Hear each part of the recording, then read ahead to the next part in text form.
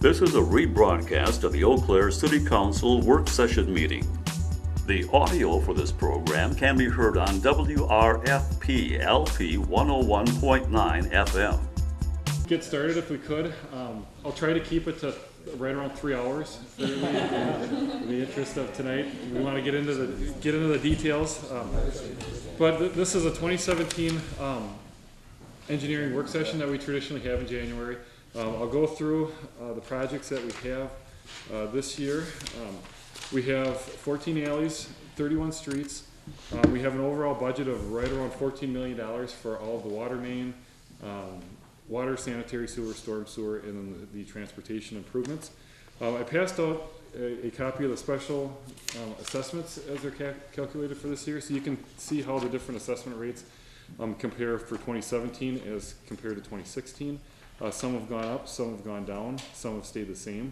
But generally we're not seeing very strong inflationary pressures for our street projects, at least from the bids that we received in 2016, which are the basis for which the 17 rate is calculated. I handed out the 2017 CIP map as of November, but this has changed when we go through the projects. Some projects have been potentially added because of potential development. From last year, we had two rather large projects that were contained in the budget when we put together our CIP budget that have dropped off. One was Graham Avenue, and that's being delayed to 2018 to coincide with the construction on the Confluence Arts Center. And also, we had 1.25 million scheduled for the Kinney Stein Boulevard Roundabout project and relocating that frontage road. That ended up falling through because of the development that would have made that possible. Did not come to fruition last year. So we have two projects that I'll go through that we're looking to add to fill the gap that we have with those, and I'll point those out when we get to those. So we have 14 alleys this year as part of our alley improvement program, and I'll just touch on them real briefly. This is on north of Water Street, between 3rd and 2nd. It's the alley adjacent to where the new Mogensen building is going up currently. We have not too far from Luther or Mayo Clinic. We have an alley. That doesn't show up. West of Whipple Street, and then north of Madison to Cameron Street, and then from Cameron Trail up to Platt Street. Again, on the west side, we have between 8th and 9th, and then 9th and 10th, south of Vine Street, and a little bit west of the Vine Street project that we had last year. Randall Park neighborhood, between Oxford and 3rd, and then also between 2nd and then the trail that used to be First Avenue. And then in the East Side Hill neighborhood, a fairly large effort south of Emory between Fleming and Chauncey Street. So those are the 14 alleys that we have for this year. I'm not sure if anybody has any questions or yes. How are the alley projects prioritized? We look at the lowest pavement ratings first. We get some with petitions, so people will submit a petition to have the alley done. The alley on Water Street was an example of that. But generally, we look at the alleys that number-wise are like 0s and 5s and 10s. Then we go out and drive them because sometimes the condition rating isn't really indicative of what's out there. And then we try to group them together. Like we wanted to get all of these. To get in, it's a little bit cheaper if the contractor comes into one area, and then we're in that area and we're out of it instead of subjecting the neighborhood to continued construction year after year. And then we start with a budget of, I believe, $250,000 is what we have for a placeholder when we put our CAP budget together, and that was based upon trying to address the alley pavement condition over a 10-year period. For that. So I know the Randall Park neighborhood has been requesting alley reconstruction recently, and do you know if there have been any? Last year, most of our alleys were in the Randall Park neighborhood, so there are some along in Vine Street on the west side that are in bad shape. There's some up north by Birch Street that are in tough shape. So we're trying to kind of spread it around, so we're not just taking care of all Randall Park and then moving 5 years down the road to the west side. We try to cluster them, but spread them around a little bit too, so. Okay, thanks. So our first street project, 5th Street to, yeah, my notes here, 5th Street from Maple up to the multi-use trail that we have. It has the hill. You have there's a rural cross section here. There's not curb. There is sidewalk along the full length on the east side. There is not sidewalk on this length here, and we most likely will not be recommending it due to topographical constraints. You have the hill is falling off here. There is a development that's going to be coming through duplexes in this area, or duplexes rather. The utilities date back to the 1920s. We're largely proposing to put the street back in the same configuration that it is now with new utilities for that. Any questions on that? And then the next one is Cedar Street that bypasses. Here's 5th that we just talked about. So this is another one similar, 1920s utilities, replacing all 3 types of utilities and the pavement surface. It gets a little bit tricky. This is a hill over here. So we have sidewalks at full length on the north side. We lose the sidewalk right here. And then I don't think that we're going to be able to make it fit with topographical constraints here. But then sidewalk all the way down to 3rd Street. And we have a number of projects out on the west side. Oh, in the hill here. Because that drops off too, very difficult, the road drops away, so. So we're trying to improve, I think the condition of the streets on the west side, there's a lot of room for improvement. The utilities are quite old over there, so we have a little bit more of an effort this year. West of 3rd Street, we're not doing a lot east of 3rd Street because we're starting to get options for the Cannery District. And then once we see what that looks like, then we'll jump across 3rd Street. But in the meantime, we're trying to at least address some of the concerns on the west side of that. Here's 4th Street. This from Bowles to Mead. This was generated. They've had a number of sewer collapses on this street. So this one, even though the pavement condition is a little bit better than the previous ones, our utility folks have been potholing the street with some sewer collapses. So this is again 1920s utilities. The pavement, even though it's in better shape, is from 1956. So it's, and we're getting 60 years, 60, 70 years out of pavement with chip seal, which 56 was a good year for pavement? yeah, it was a vintage, yeah. Vintage year? Yeah, it was. So that's a pretty straightforward. It has sidewalk. Currently, the full length, a pretty standard local street project. Here is 11th from Cameron Street up to Vine Street. On the 2017 map, we were looking at going further. We were looking at going up to Marshall Street, which is near the church. But for next year, that got to be quite large for a project. So we're going to go from Cameron Street to Vine Street. It again has utilities dating back to the 1920s and 30s. It has sidewalk on back of curb. It has sidewalk with a boulevard. It has some retaining walls. It's kind of a hodgepodge of a street condition, and we'll look to replace. I would anticipate that the design will include retaining walls and sidewalk on the back of curb where it currently exists.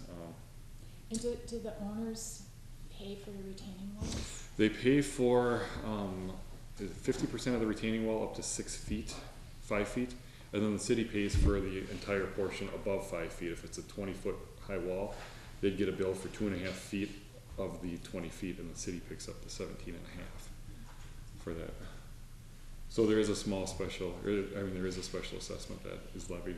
We try to save walls whenever possible. There's not a lot of walls worth saving on this stretch. But it will be a good improvement for the neighborhood. Difficulty with that, when you have retaining walls, you also get your utility services replaced, and you get them back far enough so in the future, you don't have to turn on the street, which is very costly. And they were able to save some on Rudolph Road a couple years ago, and we try to be judicious when we can for that. Here's another one on the west side, Hawthorne, from 12th to 14th. This is 1930s utilities. We're proposing to replace the utilities again. This pavement dates back to 1948, so it's been chip sealed since then, but you know, it's coming from my previous career at the state where asphalt will last 10 to 15 years. We get 50 to 75 years out of asphalt with a chip seal, so I guess it's a testament to the soils and the workmanship back then.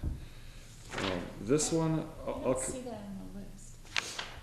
that was a late addition to the list. And this 2017 map, when we get through, there's a cluster of 5 streets that is dependent upon if there's development.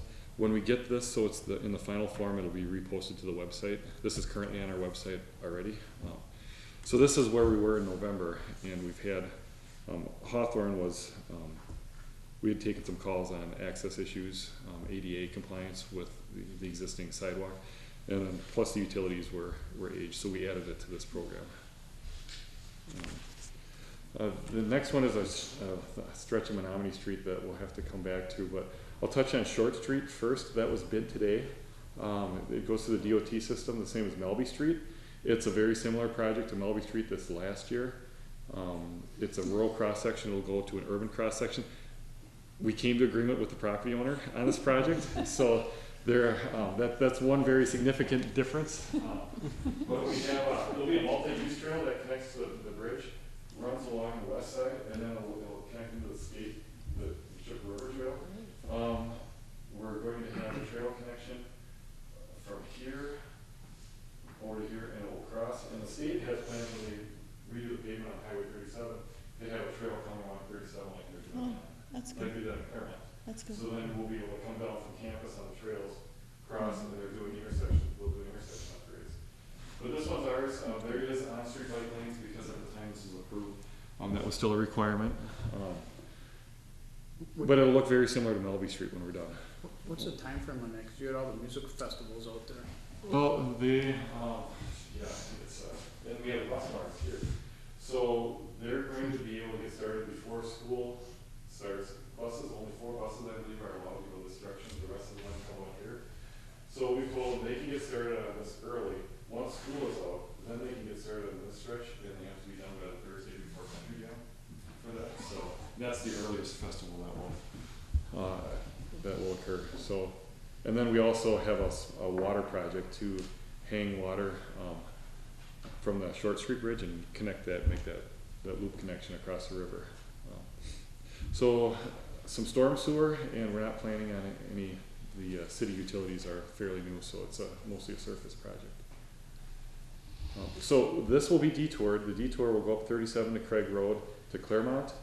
When this opens and in between festivals, then we're going to bite the bullet and try and get this one stretch. All the utilities are good and have been done over here and over here. This stretch hasn't been done. It'll be closed down. We have the Sport gas station that you can always hear Both ends. the restaurant on the corner. The city does own this house here, so there will be, if they get the word out, they would get access up here. It'll be a short project though, so, and that's largely, we'll be going back in what we have currently with new utilities. Hamilton Avenue, this is in the same program. This is a state project also, but it's designed by city staff. It's the same program that Star Avenue up by the airport was brought under. New curb and gutter, new pavement, and then there'll be some funding provided by the state. But the pavement's pretty worn. We're not looking at widening it or shrinking it. It'll largely go back the same width and dimension that we have out there currently. Sidewalk will replace sidewalk where necessary. It exists on both sides currently. I would imagine we'll be able to save quite a bit of the sidewalk for that. Will the solar farm go in this summer? I Do you know? haven't heard where that is on the schedule. Yeah. But yeah, that would go Yeah. in this area here. So then we'll have that connection when Short Street is done to the west, Hamilton will be done to the east, and 37 will be done in a couple of years, and we'll have good infrastructure to our recreational areas here to a shortcut. You know, it'll function as a shortcut over to the Sonotec development in Menominee Street in the future, and then 37 that comes up into town. So it'll be a good improvement over the next couple of years. No utilities that we're anticipating for this currently. They're fairly new. Here's around the infamous Marshfield Clinic project. We had the front road here. We had proposed a couple of years ago. Then we were going to do it this year, and we're literally going to start moving dirt on Monday. We found out on Friday that this was heating up again. So we held off doing this frontage road this year, and then Craig Road is just a continuation of the Craig Road section that we did last year. We're working with Marshfield Clinic to see what kind of requirements they would potentially need with the water main here, and our utility folks are checking in the condition of the water and sanitary sewer that we have here. Dates back to the early 60s, so it's not terribly old, but I've asked them if they haven't had a problem with main breaks. But primarily it is it's a pavement project. We're proposing, we have bike lanes on Craig Road south of here. We had talked with representatives from the clinic. They have a number of employees that bike to work. So we're looking at on-street bike lanes through here, prohibiting parking. And that would be consistent with the bike lane south. This intersection here, we have all these bad intersections along Claremont Avenue. I'm strongly considering, and most likely we'll be recommending having an island in here to prohibit the left turns in and out of here. So this will serve to get up into this area. The island will go to what here. We're going to have an open house with businesses to see what the impact would be. Largely, it was still, there was concern from these businesses. We look at making a cul-de-sac here too, but there were concerns that this being their only way out, if this crash right now, the DOT would close this median, and then this would be right in, right out. So if you went to the DNR, which we want to stay on the good sides, you would have to come in, make a right turn, and if you wanted to go this direction, you'd have to do a right turn, turn around and down the street and come back. So we're trying to keep the DNR happy, but we think restricting the left turns in this location here will help the capacity, and we're also adding a right turn lane here on Claremont. I see potential disagreement with that with these businesses here. One with Walgreens, I could see them being concerned that people are using their parking lot to go around it. And with Charter Bank and Marshfield, if you came in to make a deposit, you would now access Claremont Avenue over at Emerson Drive at the signals. So what we would do, like you have in larger cities, is have wayfinding signs here that say to Claremont Avenue to try and direct people up and around over to here. And if we recommend that island and it comes out as part of the public hearing process and it's the decision, then the intersection will function largely as it does today. And that, Craig Road will be utilities, we're having issues on that and everything, so the utilities. It's a little bit small too. Yeah, so we will be replacing utilities. Figure it's a good time for Marshall Clinic, gets too many things built there. You know, this is an opportunity to replace. Dave, there will probably be a heliport there. Is that gonna interfere, or will that have an impact on your decisions about that intersection? It's a distraction. This isn't a heavily used road. I don't think it'll be, most of the traffic is coming through here. It doesn't weigh into, any kind of change in design here. I don't like the distraction factor to it. It's more of a distraction to the traffic on Claremont Avenue. Yep. They have the power lines that come across. They're quite tall. I think you can see the shadows over here, and then it crosses to here, and it goes right there. I'm not a heliport designer. It doesn't seem like a very good spot to me. It seems like you would have to approach it almost from over the hospital to be safe to land on it, which would eliminate the distraction of coming right across on top of the traffic. Well, It doesn't affect us, no. Is Marshfield gonna pay for any of these roads, or did I see that someplace that they were gonna pay for the improvements, or? Well, they'll get a special assessment, like a normal project, cause we would be doing these projects anyway, even if it was the Plaza Hotel. If we have 8-inch water main in Craig Road and they come back and say we need 12-inch, then they pay for the difference in cost from 8 to 12. If they need improvements, if they need anything included in the projects that we wouldn't normally have included if it was just the plaza, then there would be the expectation that they would be paying for that. But this whole area, the frontage roads, you jump across Claremont Avenue and you get down by Shopko. That frontage road is in bad shape, so we're trying to, along our commercial corridor, improve the frontage roads in this area, so.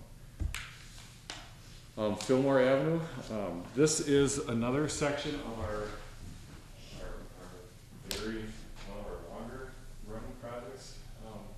This stretch of Lexington was approved last year, as well as Fillmore to the east. This stretch wasn't done because of contractor performance this year, so it'll be a carryover project from this year into next year, very into 2017. So it's a 2016, 2017. This is the section west of that. We did have a number of homes that, even though the utilities date to the 50s, the roots are in the sewer main. We did have sewage that backed up into a couple of houses here. So as long as we're in the neighborhood, this is a new addition to the list that is not contained on here. We're going to try and do Fillmore, this stretch of Fillmore when we do the other, but we're going to try and stage it in a manner that you have somewhere to park adjacent. I know there is, we received, it is a long way to park if we had this all torn up, this, and you're living right here. I mean, it's. We'll set it up that we let the contractor finish first because we let this is a different contract, so start after. Yeah, it won't be change ordered on the last year's.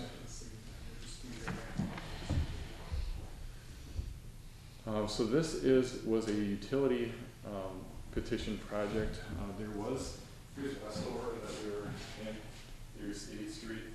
This was going to be 2 houses in the past, and now there's a small cul-de-sac that goes in with residential lots over here. They petitioned for water and sanitary sewer to be extended to these 2 lots, and then we're going to loop our water main up to where our water main lies in State Street. And then that is actually a county. This is a county road here, similar to King Road in the city. Well, this isn't the city limits here, but, and then this is our jurisdiction here where you have the curb, gutter, and sidewalk. So we're just replacing the State Street to the condition that they have it now through there. It's a county road, but we pay for it. Because of our utility, we're not upgrading it with curb and gutter and sidewalk, but we're doing the restoration just like we have Xcel Energy do the restoration for us. Now this is a group of projects that would be dependent upon if there is a development that occurs south of the interstate next to Gold's Gym that we have some information on this site. Because of the elevation of the site and the building, we currently have water that comes under the interstate services. This part of the city here, it stops here. That's at a different pressure than the water that goes through Oakwood Hills. So we would have to bring a water main across the interstate, and then we would construct the utilities on these portions of roadway. This road would look very similar to the street in front of Menards, out there, the frontage road. And that water would facilitate development on this hill, at the elevations that this hill is. And then presumably an annexation would accompany that in the city. Drawings off a little bit. Yeah, there's. Actually, road will actually shift to the east. There'll be lots that'll be to the west of that road, so it'll actually move it away from the intersection and make it a little better intersection too. It comes out about to here, I believe, is what we're looking at. And then there's a stormwater pond, and then there are outlots between the roads, so this is double fronted. A large lot here, and development lots over here. So, if this does not come to fruition, then we will be looking for other streets that are more consistent with the ones that we went over with older utilities, older pavement. to backfill, because this is about $1.6 million worth of work out here estimated. And our total budget is 14 million, so it is a sizable amount of our budget. So there's a continuation of that. Here is the Lemon Road project. I think Mr. Klinkhammer has asked about this a couple of times. Going from Damon Street to Sessions, we did propose this a couple of years ago, and we pushed it off. We're going to try to do it this year. Takes a rural cross section, turns it into an urban cross section, adds curb and gutter. We want to have sidewalk that connects London Road up to Sessions on this side. It's a very steep hill here. We're not able to get sidewalk on both sides. Even though the town of Washington picks up a little sidewalk to get north of here, if we can have, depending on how tight it gets through here, we would like to try and get bike lanes if possible, but we may have to shift to Sharrows. The town of Washington has bike lanes north of there. But we do definitely want to get the sidewalk in, and we'll be on the back of curb, so it's not the preferred spot for it, but it's the only place that we can make it fit with the driveways along here. Don't think we're doing much with utilities on this one, were we? It's mostly The reason we just did a little bit of Sessions, we have to get some storm sewer from Sessions, bring up to Hanover intersection at London Road and Sessions and everything. We're gonna extend the storm sewer from Union Street, so that's the reason that they just see a little piece of Sessions. It's really not a special assessed project, it's just we need to get storm sewer extended up there. This was Dryer and Harless. This was brought in with a development agreement a couple of months ago. It's these. This is city. This is town of Washington developed, and the developer has agreed to pay a substantial portion of the construction for that. But it's a rural cross section again, as you can see down here, and it'll replace it with City Street. I believe we have 32 feet from the face of curb to face of curb, and there'll be a cul-de-sac on the end that the town of Washington will be participating in the payment for this. This is town of Washington here. So we'll get a municipal agreement together with them to pay for that portion of it. Out at Gulf Road, the DOT is doing this stretch of Gulf Road next year. They're just going along the curb and doing an overlay. It's about a 10-year treatment. It's just a maintenance treatment. They're not changing the lane configurations. So we're going to do the same with our concrete stretch on this side. And then we're putting the plan set together, but the county will do the same treatment on their side. It'll be one project, but the county will pay for this portion. The state will be a separate project from here to here, and then the city will have this portion. And we're going to be proposing to extend sidewalk probably along both sides to here on the north side. South side exists over there. And try and make the connection so you don't see people walking in that turn lane when there's snow out there.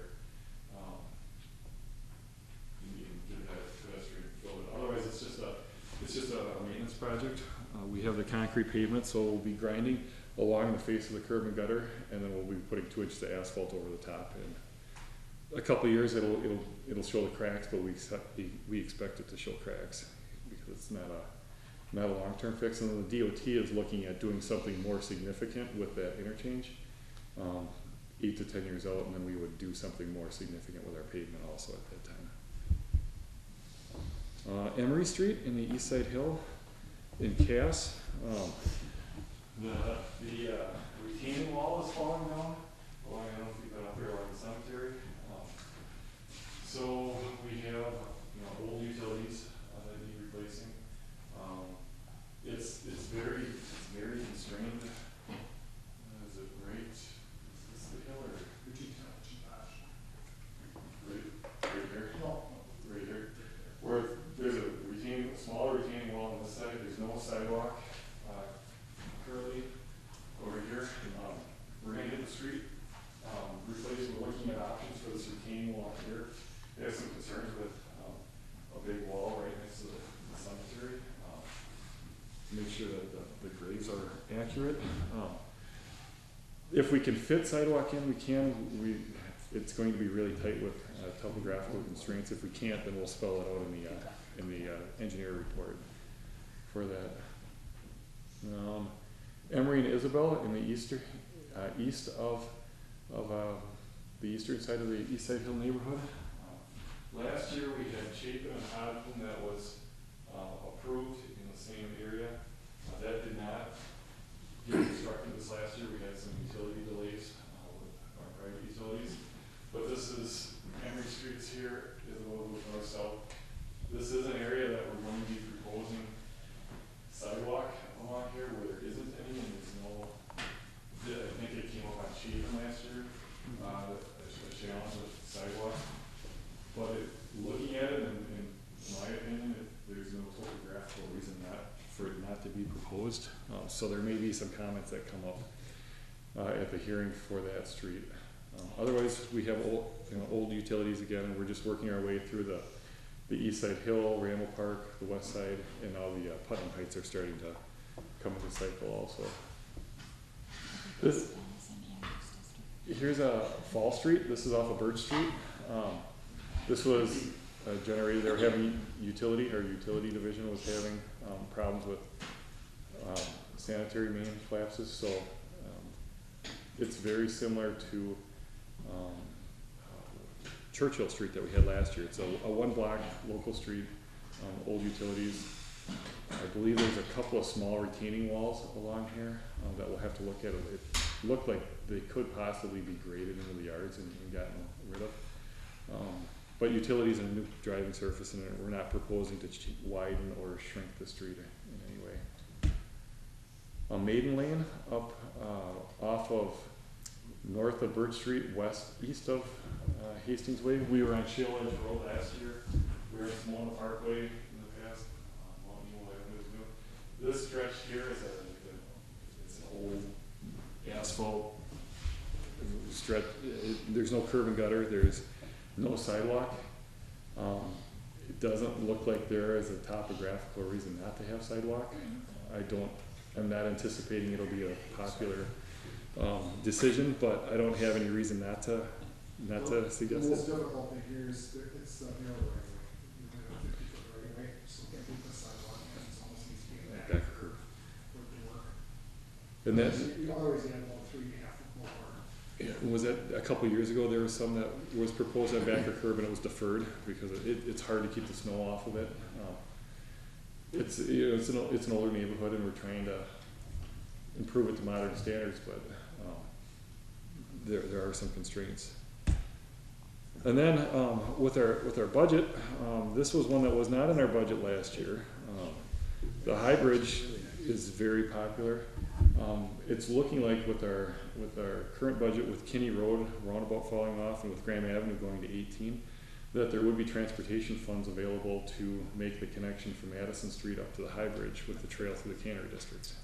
So kind of looking for feedback. If it wasn't a project that was originally included, we do have a transportation fund, and we try to keep our program flexible to meet development needs, and if we have infrastructure that's failing that we didn't anticipate when we put the budget together, and then also to meet with scheduling needs. So this is one that right now, barring any kind of surprise that we get as we develop the design, we're looking at least the trail on the top part of the bank to go in. It probably would be concrete, I think. We're not looking at constructing the overlooks. We'd be working with our forestry folks this winter to raise the canopy. It's pretty, I wouldn't feel safe myself walking through here alone, so we're looking at trying to clear out some of the underbrush, keep the specimen trees and raise the canopy, and then at the ends of the streets, they have view sheds called for, so they would actually open up the view shed. Well, we wouldn't be physically constructing anything below the bank with the overlooks. There's another trail that goes, a lower trail, which is below. That's technically, there'd be wetland fill out there, so we have to go through a full permitting process. We want to at least get the trail on top through there. And then eventually we'll have decorative lighting like the trails in Phoenix Park. But until it gets developed more, I'm going to see how cost effective we could have Xcel Energy put some poles, wood poles, like you see in a neighborhood, to try and get them up off the ground so it reduces the risk of vandalism out there, so. That's great. This is on my dog walking route, and I personally would love it. I think everybody will love it. Yeah, I there's think, no sidewalks, and you know, if you're walking in that area, there's no sidewalks along the river, there's streets along the river, so I think this is great. and this might be something, you know, the trail will go in, we'll restore it on either side of it. Parks is planning on mowing along there, our maintenance folks. So it will be a vast improvement over what you have currently, regardless of what happens with the brewing project and redevelopment and some other potential proposals. But this might, if we get it in and it gets green and it's used, it might be a good marketing tool to try and ignite the Cannery District. Are there plans to construct the trail to connect with the one south of that? Yeah, we do have plans to go around Lazy Monk, go underneath the bridge and over, and we'll have to see if we can, budget-wise, if we can make a connection with this also. Bring you back up to first. Yeah, We all do is just take the lazy back up to the street. Okay. Yeah, with those houses that go further down, we don't have easements or have those houses purchased. Yeah. So it curves back to Oxford. Okay. Here. So that's a pretty exciting project there.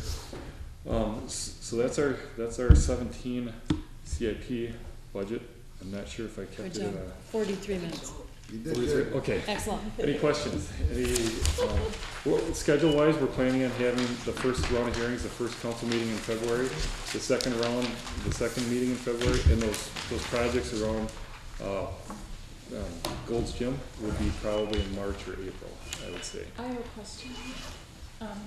What about the streets that have the incorrect speed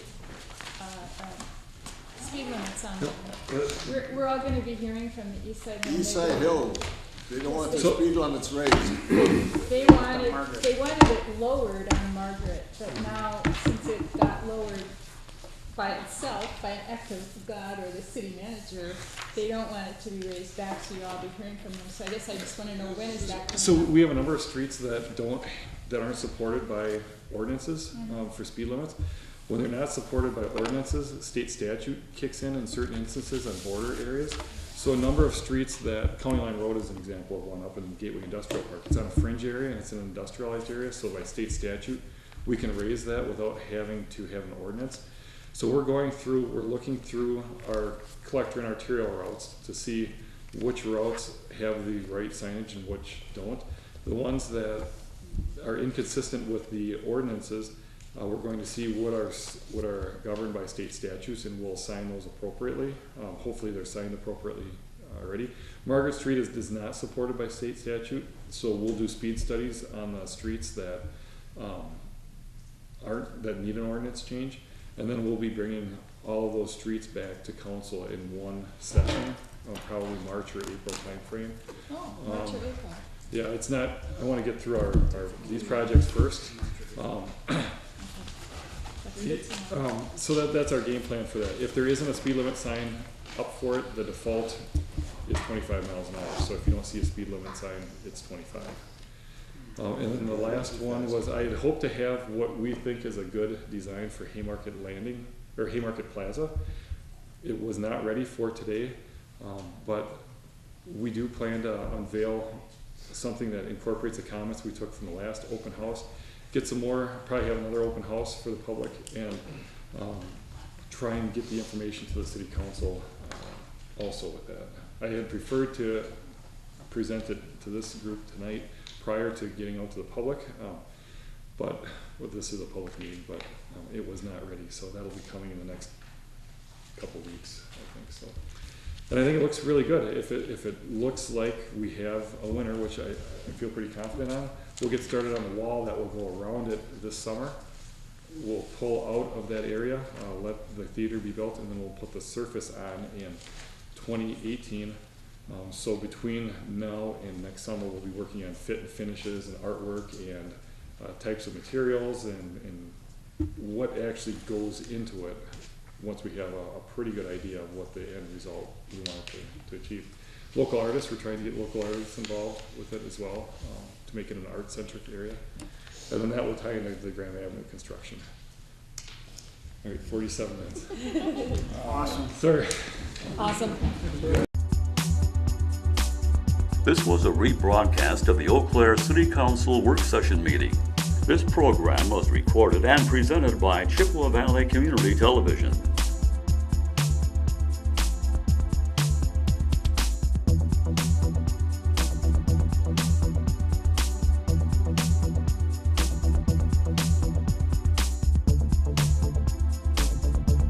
Chippewa Valley Community Television is made possible by continuing community support. If you would like to volunteer or make a donation, you can contact us by calling 715-839-5067 or on the web at www.cvctv.org.